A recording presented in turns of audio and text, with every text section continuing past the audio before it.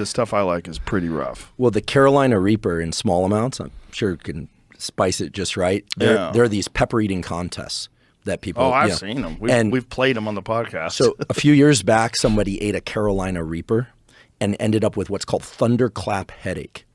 Thunderclap headache is a massive inflammation of the meninges of the brain. So you got your brain, it's sitting in fluid, everyone knows that. And then there's some thick dura stuff around it. There's thick fibrous tissue. Like, well, you're a hunter, so when you want to take the brain out, people think, oh, you just kind of pop the brain out. You need a sharp razor or really sharp scissors to get through, or a sharp knife. The swelling of the meninges is what happened to this person. They got an unbelievable headache, and it's actually inflammation-induced brain damage. Now, that's only eating an extremely hot pepper in huge quantities. How many peppers did this guy eat? I don't know. I think just eating one of those things. Like, in the pepper sauce, my stuff, it's like the tiniest amount. It'll wreck you. Yeah, thunderclap headache. We know a couple other things about spice. And here I want to make sure I give proper attribution. The Nobel Prize was given a couple of years ago to a guy down at the Scripps Institute in San Diego, Ardem Patapuchin, and David Julius at UCSF for the discovery of these receptors for pressure, cool, heat. And it's an amazing set of discoveries that just occurred really in the last 10 years.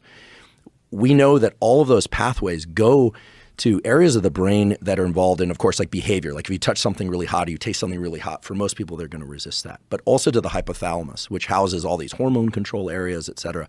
People who can tolerate stronger spice, men and women, we know it's correlated with higher levels of circulating testosterone.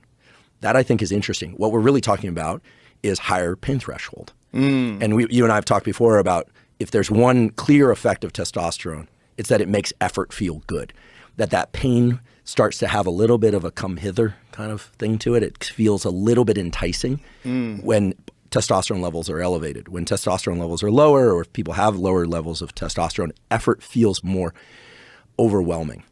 How's that? And the other thing is that ingestion of spicy peppers resets your calibration for what's spicy. I think we know that too.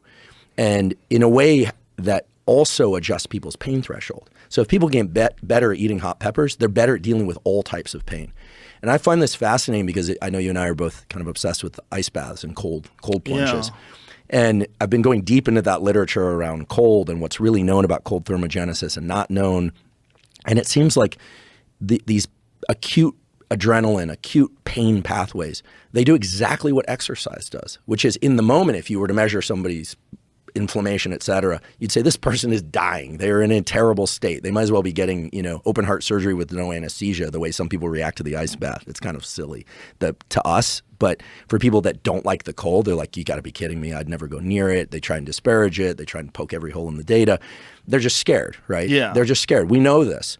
But they are actually the people that benefit the most because that really acute adrenaline spike, that pain that you feel, creates a higher pain threshold later. Higher threshold for work output, all the things that most people seek.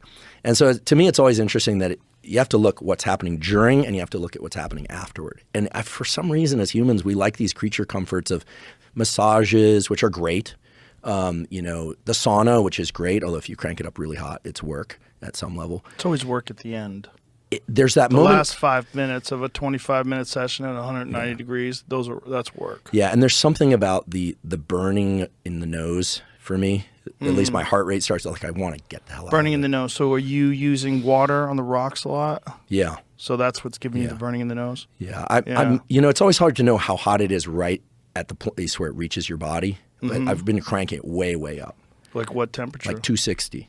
What? 260, but I 260. But I cover my head. Why? What are you, a brisket? No, what the fuck are you doing? Well, what I found is... Why are you doing that? So what's interesting is your desire to get out of the hot tub or the too hot tub is because of burning on the skin, right? But your desire to get out of the sauna is usually a brain thing.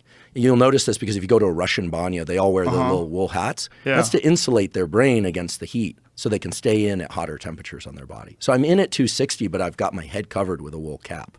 So it doesn't feel as stressful.